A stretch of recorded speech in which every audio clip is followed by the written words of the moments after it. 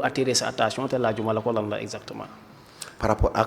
Sur le discours du président de la République. Bon, en fait mooy li ma la wax la question des finances. parce que man président d'accord. da nga koy déglu. mais des fois président bi xam nga président moom mooy choisir gouvernement am. mais vu la situation vu les difficultés vu ce bilan qui n'est pas positif pour le moment est-ce qu'il n'est pas grand temps. de changer de fusil d'épaule. bu dee ne nee naa la en résumé il n'a fait que des constats. man loolu laa la wax il n'a fait que des constats. cette question principale mënoon na ci brosser sax wax ñu partenaires yi parce que tey jii nii boo xoolee ku ci mel ni Cheikh Diba qui est chargé des finances. si discours am bi mu defoon par rapport ak l'actualité. question d'actualité au niveau de l'hémicycle à l'Assemblée nationale. il disait que voilà ñoom ñu ngi discuter benn programme ak FMI loolu fa la ci tollu. parce que dafa am ministère de souveraineté yoo xamante ne président moo ko chargé. donc day baax des fois ci discours bi. yenn yi ñu ko ciy dégg mu ciy wax fan lañ ci toll. man je pense que loolu lu ma def lu ma bàyyi xel la démb moo tax vraiment bu fekkee loolu amu ci rek day am manquement daal la question des finances mënoon nañu ci wax orientation bi. ak lan mooy li nga xamante ne moom en tant que responsable du bilan. lan la ci fixé wala fan la ci toll.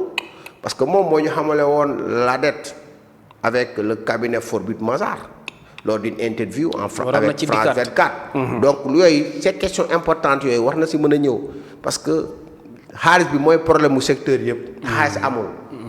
xaalis amul. il se peut même nga baal ma entre parenthèses vu cette situation ba léegi nii du ma la ci mën a expliquer yu ci bari mënugul am parce que xaalis moo amul loolooy dëgg.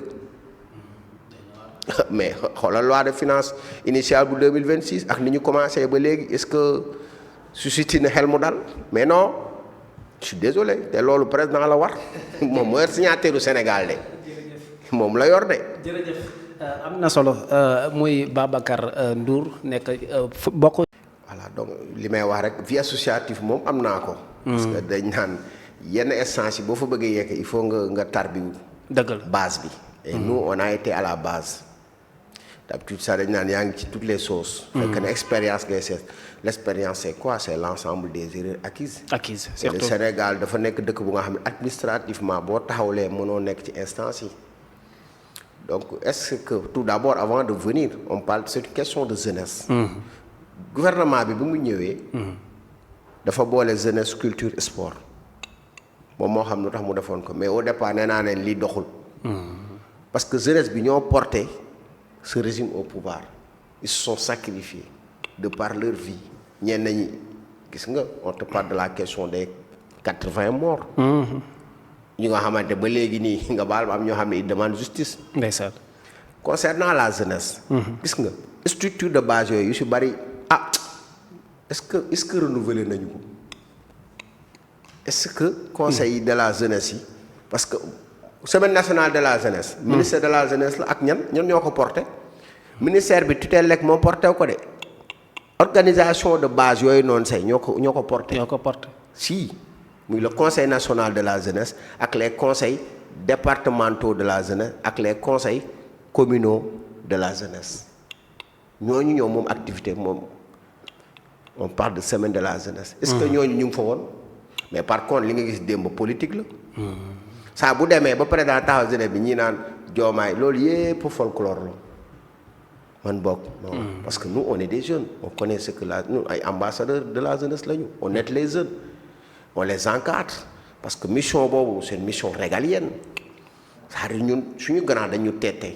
te ñu si yoon wan ñu structure yi ngeen di jaar ba mën a maîtriser organisation wala mën a toog ci plateau di wax am cohérence. am coordination par rapport li ngay wax nga xam foo koy teg loolu li la koy may base la dañu on a fréquenté les organisations de jeunesse loolu ñu fa gis seen partisans lañ mën nañ convaincre ak ñenn mais jeunesse bi tey da ngay xool taux de chômage bi kan la concerne. bari na de affiche bari na de. gaal yi ba léegi dem nañ wala demuñu gaal yaa ngi dem. nous chez nous y a combien de jeunes qui ont pris la mer par cette immigration irrégulière Mbour ñaata nga fi déggoon gaal gi fi defoon incidence ba président bi naan bu dégg kuy dénoncer loolu la ci am comme proposition. les lanceurs d'alerte. c'est-à-dire jeunesse bi lan la. tey am nañu perspective am nañu opportunité accueillir les Jeux olympiques de la jeunesse du ñoom ñoo ko fi andi de. du ñoom. non du ñoom nan la nekkee ñoom. parce que je pense est-ce que du mairie de Dakar à l'époque de Barthélemy wala ou bien de leur. luñ togg ba mu mais du si ñoom de. ñoom ñooy bénéficié wu lu ci bari. mais tey jeunesse bi ñoom lan la ñu waxoon ak jeunesse bi c'est-à-dire da doon neex ñoom ñu taxaw jeunesse bi ne leen ñun kat li ñu leen waxoon kat lii ak lii fi lañ ci toll. mais boo xoolee ñoom nga baal ma malheureusement la majeure partie de certains ñenn ñi am nañu commencé conscient mais jeunesse bi ñoo war a yeewu di xam ne ay promesse rek moo fi nekk man dama leen yërëm xam nga man nga baal ma man je suis d'aucune obédience politique man maa gëmul homme politique.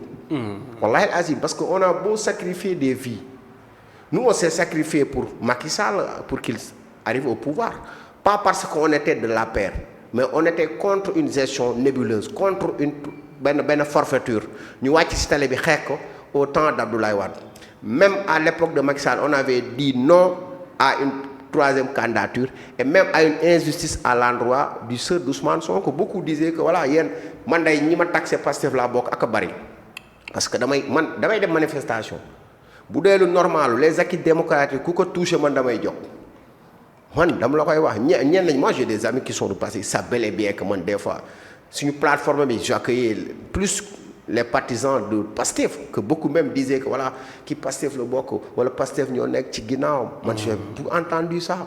mais man surtout. alors que ci principe nga nekkoon. non principe la. ak topp Sénégal bëgg Sénégal ce sentiment patriotique cet amour pour cette nation. cet héritage que nous avons maintenant aujourd'hui la jeunesse lan mooy seen perspective ana guichet automatique yi DER nan la taxawee ak jeunesse bi FONGIP. gisee yu bari ñu ngi fi est-ce que ñu ngi taxawu jeunesse bi question yooyu la ñu waroon jeunesse boo jàkkaarloo ñoom loolu nga leen di wax. surtout fan lañ toll ci yenn réalisation yi par rapport ak JO yi jeunesse bi lan la ciy xaar formé woon nañu aussi 1000 volontaires par rapport ak service de commerce jeunesse bi lan la ci am. beaucoup de ministères da ngay gis ne jeunesse yi am nañ fa wàll. analyse boobu la ñu war a def à l'endroit de la jeunesse. mais malheureusement xam nga ñoom politique am li ñu fay nekk. on vous rassure il rassure la jeunesse tout court jusqu'à quand. moo tax nga baal ma booy dañuy jël gaal gi dem seen yoon parce que discours politique yi dafa bari politique politicienne moo bari à l'endroit de cette jeunesse sénégalaise qui vraiment cette jeunesse souffre bu ñu ne la 75% de la population est constituée des jeunes ñu ne la tey vu la démographie l'évolution de la population la moitié a moins de 19 ans ñu si bari moo tax nga baal ma beaucoup y a beaucoup de dérives dama la xool ci prison yi jeunes yu bari dañoo réer ñenn ñi amatuñu choix d'où cette question que vous allez relever tout à l'heure mais la question de cette crise sociale concernant cette affaire de Pape Cheikh Diallo je m'excuse ñu si bari dugguñu si pas parce que ils ont des vices mais maanaam moyen de subsistance parce que ici on survit on ne vit pas boo nekkul gaynde dëgg da ngay lâcher prise je te jure je vous le jure. jërëjëf am na solo ñu jeexalee ko beneen actualité muy l'affaire des présumés homosexuels yi nga xamante ne dossier